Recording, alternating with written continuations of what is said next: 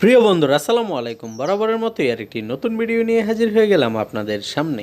বন্ধুরা, দু হাত ভরে টাকা নিয়ে দাঁড়িয়ে আছেন নীল আলমগীর, ঢেলে দিচ্ছেন পাশের জনের উপরে।